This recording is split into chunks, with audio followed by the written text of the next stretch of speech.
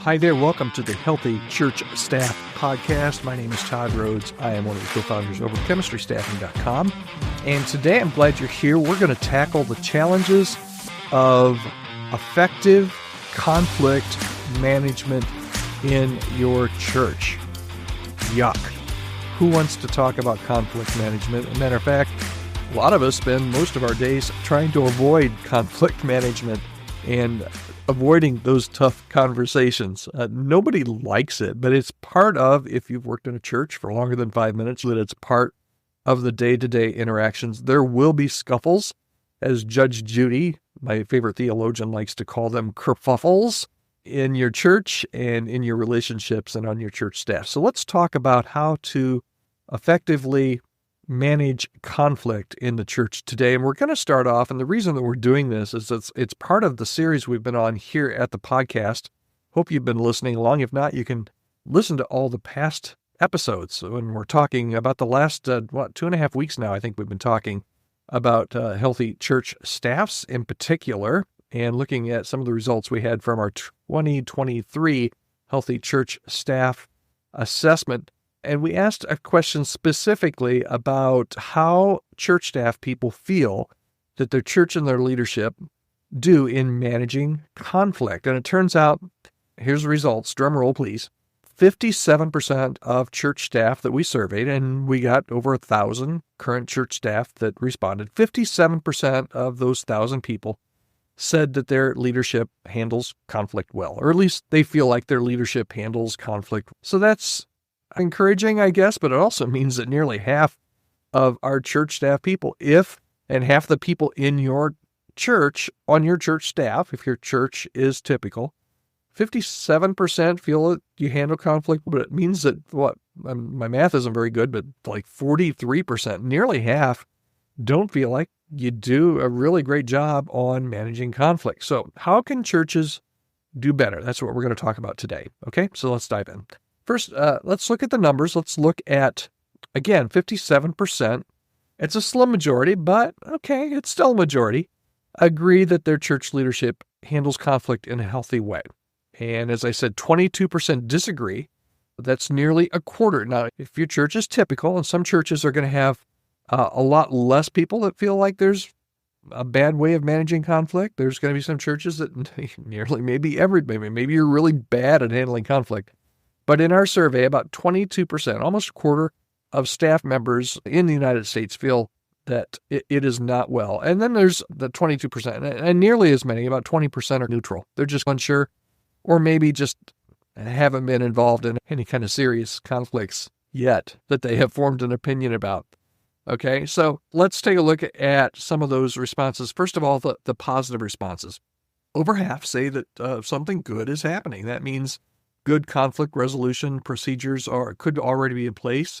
It could be that there's regular training, or that maybe your church just has a great culture of open communication. Maybe your church is very proactive. When you sniff something out that's not quite going well, you have those tough conversations early on.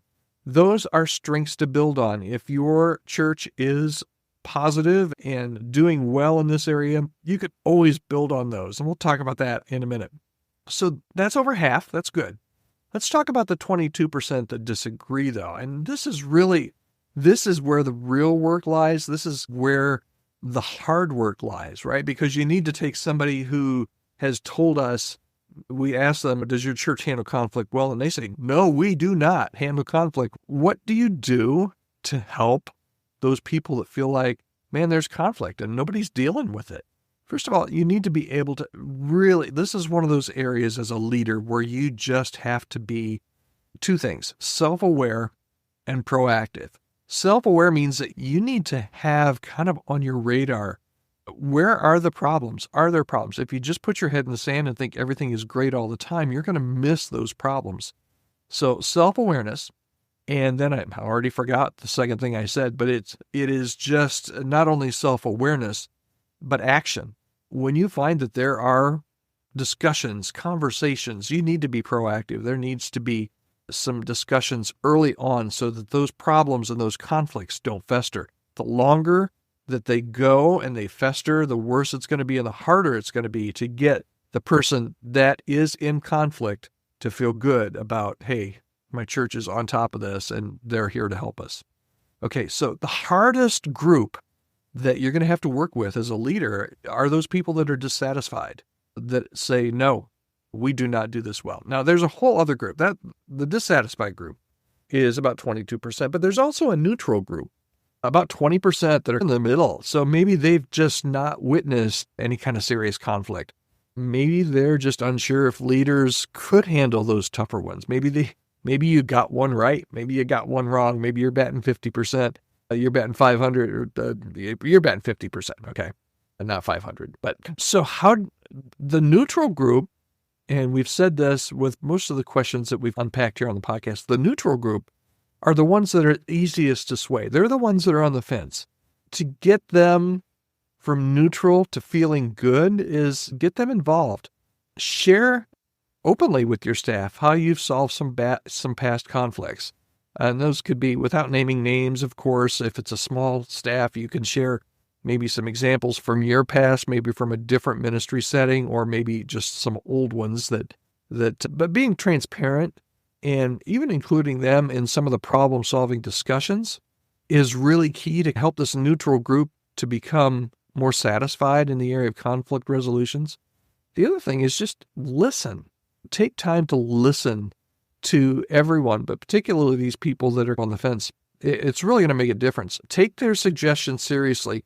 It really is your chance to turn that neutrality into really some confident support going into the future. Really, from a practical standpoint, be aware, review your conflict resolution strategies. And you're like, Todd, we don't have any conflict resolution strategies.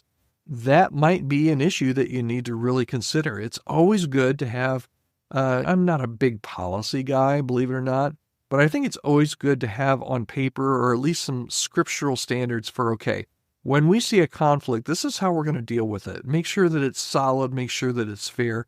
Maybe think about some quarterly meetings where staff can openly discuss how it's going outside of just the normal rhythm of a staff meeting. Discuss any kind of things that are on people's radar where there might be brewing conflicts with leadership. Find out where people are either neutral or dissatisfied. It's really, if you promote and provide this safe place, this safe way to be proactive rather than reactive, it will really make a difference. And in some cases, it might be good, particularly if you've had some real issues with conflicts in the past, to pick a couple of your staff or someone that can do some conflict resolution training so that they can have the tools that can benefit not just your staff, but really your whole church. So now look, conflict is a part of any workplace, every workplace, and even churches. Yep. But handled right, it can make things better. And just knowing that there's only 15%, 57% that feel good in this area, it means that most of us as leaders and in churches have some real work to do here. So let's be proactive, let's be transparent, and let's really model this kind of healthy conflict resolution. It needs to be done with grace, but it can be effective. But I'm telling you, and you know this from your past, particularly for somebody like me that does not like confrontation. If you do like confrontation too much, then that might be another issue. But for people like me that I feel like I'm good when I'm in a situation where I need to confront, but at the same time, I loathe doing it. If you are one of those that kind of wants to sidestep it, you can't sidestep it for long. A lot of times these things don't take care of themselves. And if you don't have a hard conversation early on, you're going to have an even harder conversation later on. Hey, if you have any questions, maybe you're going through a conflict right now and you'd just be like, Todd, tell me what you think about this. I would love to hear your story, see if there's any way that I can help. We also offer some coaching on our side at Chemistry Staffing. And this conversation is all part of a series that we've been doing on healthy church staff right here at the podcast. And if you have not taken our 2024 version of the Healthy Church Staff Assessment, you can do that. It's absolutely free. We're going to ask you about 50 questions, and it's really going to help us get a pulse on where church staff are in 7 key areas. So you can take that right now. It's absolutely free at churchstaffassessment.com. churchstaffassessment.com. Thanks so much for listening to the Healthy Church Staff Podcast.